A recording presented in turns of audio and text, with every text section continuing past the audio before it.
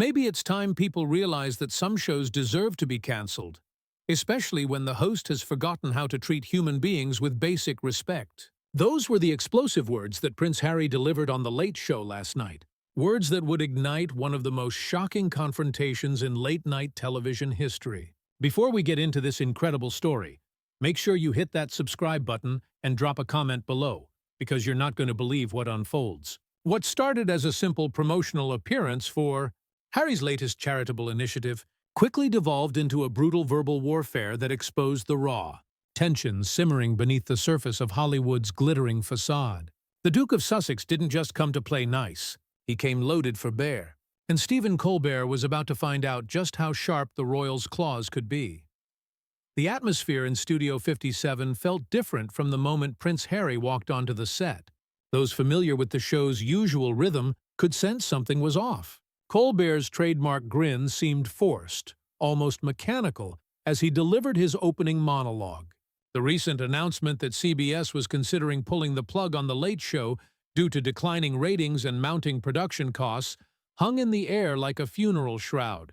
Industry insiders had been whispering for weeks about behind-the-scenes turmoil. Complaints from guests about Colbert's increasingly abrasive interview style and a growing reputation for ambushing celebrities with gotcha questions designed more for viral moments than genuine conversation. When Harry took his seat across from Colbert, the studio audience sensed the tension immediately. The Duke's posture was rigid, his jaw set in a way that those who knew him recognized as a warning sign. He'd clearly come prepared for battle, and the glint in his eyes suggested he wasn't planning to be another victim of Colbert's increasingly aggressive interview tactics.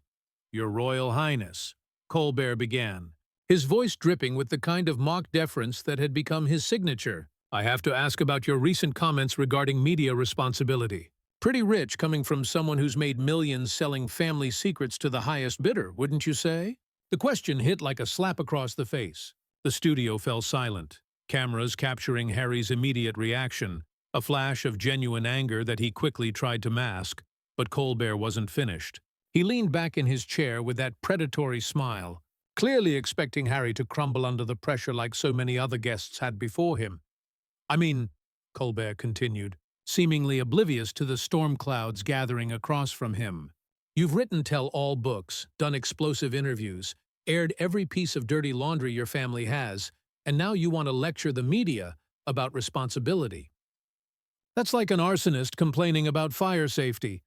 Harry's knuckles went white as he gripped the arm of his chair. "Stephen," he said, his voice dangerously quiet, "I think you might want to be careful about throwing stones when your own glass house is getting ready to come crashing down around you." The reference to the show's potential cancellation was unmistakable, and Colbert's smile faltered for just a moment before returning with renewed venom. "Oh, I see. The prince has done his homework. Tell me, Harry, are you celebrating the possibility that American television might lose another platform for actual journalism? Or are you just bitter that someone finally had the courage to ask you the hard questions?" "Hard questions?" Harry's laugh was sharp, cutting. "Is that what you call ambushing guests with personal attacks disguised as journalism? Because from where I'm sitting, it looks more like a desperate man trying to squeeze blood from stones to keep his dying show relevant." The audience shifted uncomfortably. This wasn't the usual playful banter between host and guest. This was something uglier, more personal. Colbert's producers could be seen in the wings, clearly debating whether to cut to commercial. But the host pressed on, seemingly unable to resist poking the wounded animal across from him. "You know what's fascinating about you, Harry?" Colbert's voice took on a contemplative tone that fooled no one. "You left the royal family claiming you wanted privacy, wanted to protect your family from media scrutiny. But here you are year after year on every talk show and every magazine, making sure the world never forgets your name. So, which is it? Do you want privacy, or do you just want control over the narrative?" Harry's eyes blazed. "At least I'm honest about my motivations, Stephen. I don't hide behind the pretense of comedy while systematically destroying people for entertainment value. How many guests have walked off your show in the past year? How many have complained about your interview tactics behind the scenes? Maybe the network isn't just looking at ratings. Maybe they're looking at what kind of person you've become." The accusation hung in the air like a toxic cloud. Colbert's face went through a series of expressions: surprise, anger, and something that might have been fear. He'd clearly underestimated his guest, expecting the usual royal politeness and diplomatic non-answers. Instead, he'd awakened something far more dangerous. That's a serious accusation coming from someone whose own family has essentially disowned him, Colbert shot back, abandoning any pretense of civility. Tell me, when was the last time your father returned your calls? When was the last time William spoke to you without lawyers present? The low blow hit its mark. Harry's composure cracked visibly, his face flushing with a mixture of hurt and rage. But instead of retreating, he leaned forward, his voice dropping to a whisper that somehow carried more menace than any shout. You really want to go there, Stephen? You want to talk about family dysfunction? Because I've done my research too. I know about the complaints from your own staff, the way you treat people when the cameras aren't rolling. I know about the guests who've been traumatized by your interview style, the young actors who left here in tears because you thought their pain was comedy gold.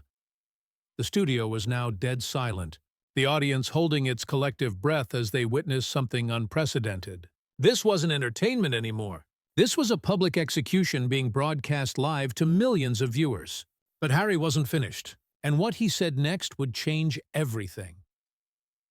You see, Stephen, I actually support CBS's decision to potentially cancel this show, Harry continued, his voice gaining strength with each word. Because maybe, just maybe, it's not really about the financial issues or declining ratings. Maybe it's about the fact that you've forgotten how to treat human beings with basic decency. Maybe it's about the culture of cruelty you've created in the name of comedy. Colbert's face went ashen. The accusation was devastating, made worse by the fact that it was being delivered on live television with surgical precision. But Harry's words had also revealed something darker about himself, a calculated vindictiveness that showed he wasn't just defending himself. He was actively trying to destroy his host's career. How dare you? Colbert whispered, his hands trembling slightly as he gripped his index cards. How dare you come on my show and try to sabotage everything I've built? You're nothing but a privileged brat who's never had to work a real day in his life. And now you think you can lecture me about my career? The gloves were officially off. Harry's smile was cold, almost predatory. Privileged. That's rich coming from someone who's built their entire career on punching down at people who can't fight back. At least I acknowledge my privilege, Stephen. I don't hide behind fake moral superiority while systematically destroying people for sport. Fake moral superiority. Core's voice rose to a near shout. I've spent my entire career holding powerful people accountable, asking the questions that others are too afraid to ask. That's journalism, Harry.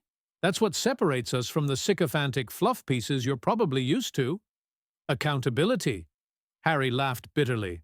Is that what you called it when you reduced that young actress to tears last month because you thought her eating disorder was fair game for jokes? Is that what you called it when you ambushed that politician's teenage daughter with questions about her father's affair? That's not journalism, Stephen. That's sadism with a CBS logo, the audience gasped audibly. Several people could be seen reaching for their phones, realizing they were witnessing television history in the making. Colbert's producers were now frantically gesturing from the wings, but both men seemed oblivious to everything except their mutual destruction. You don't know what you're talking about, Colbert snarled, his carefully constructed television persona completely shattered. You sit there in your ivory tower, protected by royal titles and inherited wealth, and you think you understand what real work looks like, what sacrifice looks like. I've earned every success I've had through talent and hard work, not because I happen to be born into the right family. Earned. Harry's voice dripped with contempt. You've earned the reputation as the most toxic host in late-night television. You've earned the whispered warnings that agents give their clients before they come on your show.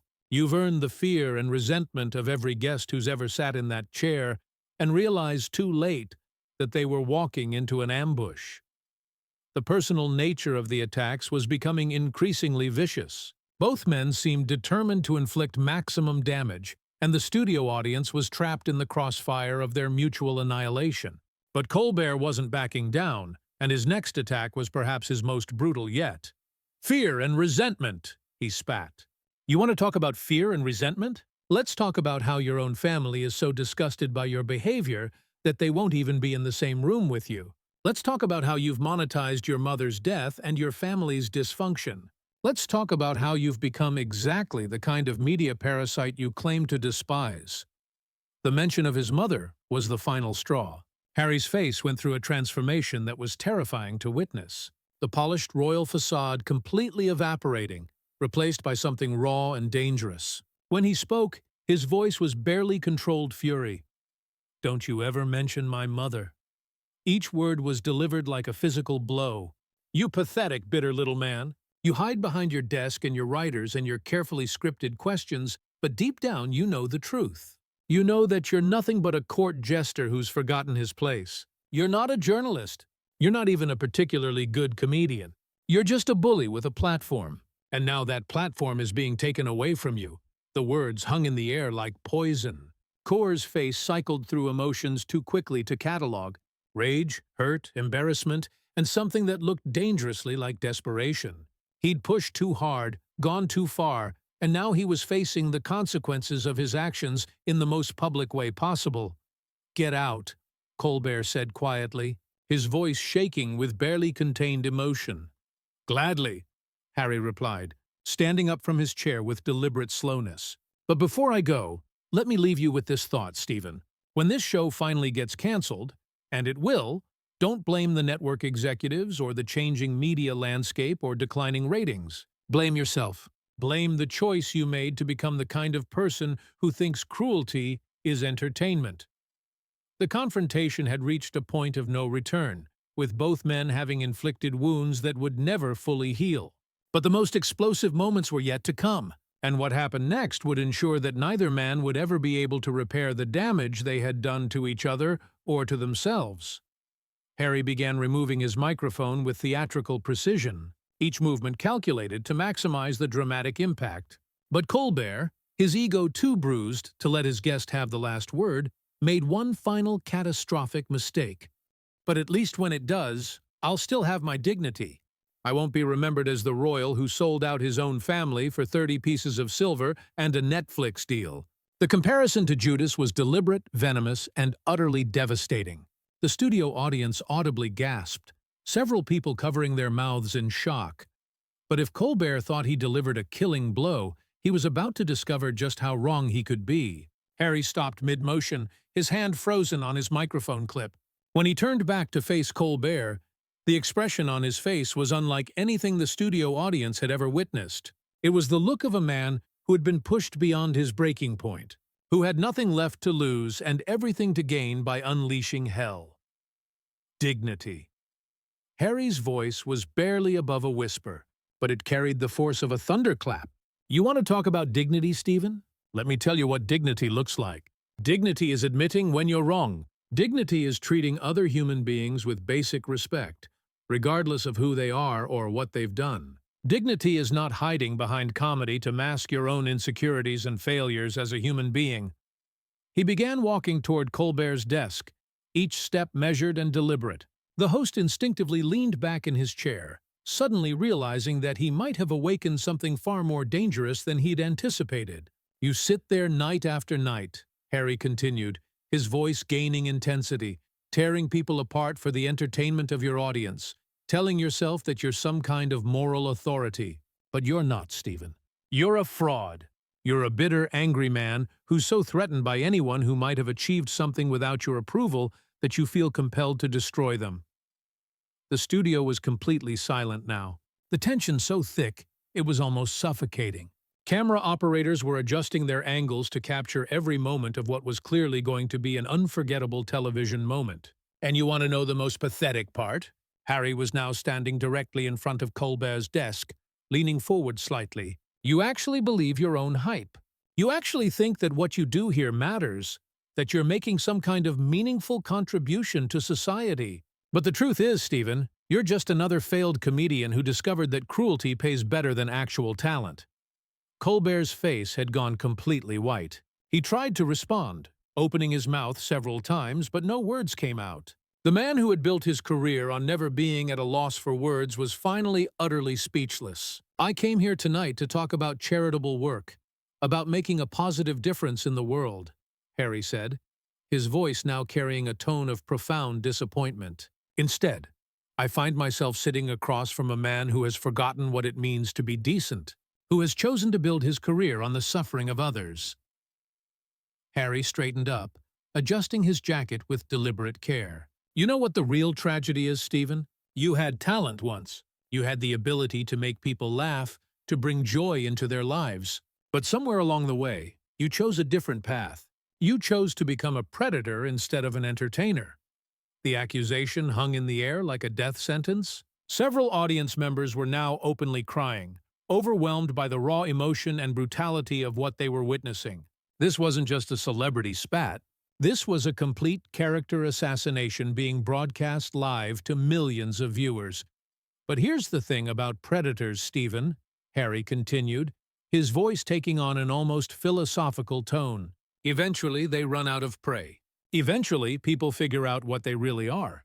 And when that happens, they're left with nothing but their own reflection and the knowledge of all the damage they've caused. Colbert finally found his voice, but it came out as little more than a croak. Harry, let's just take a break. And no, the single word cut through Colbert's stammering like a blade. There's no break from this, Stephen. There's no commercial to hide behind, no editing room to save you.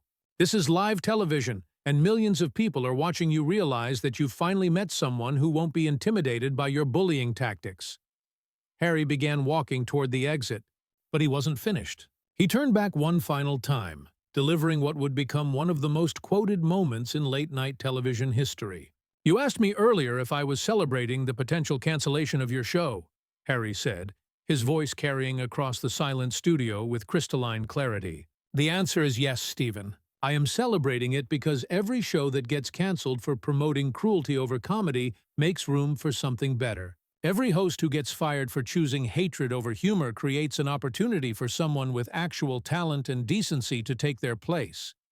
He paused, letting the words sink in before delivering his final devastating blow. And when your show finally ends, not if, but when, I want you to remember this moment. I want you to remember that it wasn't cancelled because of ratings or network politics or changing audience preferences. It was cancelled because you forgot the most basic rule of entertainment. People want to feel better after watching your show, not worse. They want to laugh with you, not at the people you've chosen to destroy. With that, Prince Harry walked off the set of The Late Show with Stephen Colbert, leaving behind a host who was visibly shaking, an audience that was stunned into silence, and a television moment that would be replayed and analyzed for years to come. The confrontation was over, but the damage to both men, to the show, and to the very concept of civilized discourse and entertainment would linger long after the cameras stopped rolling. As Harry disappeared through the studio doors, Colbert sat alone at his desk, staring at the space where his guest had been just moments before. The man who had built his career on having the last word had been left with nothing to say, and somewhere in the silence that followed, the sound of a career ending could almost be heard echoing through the empty studio.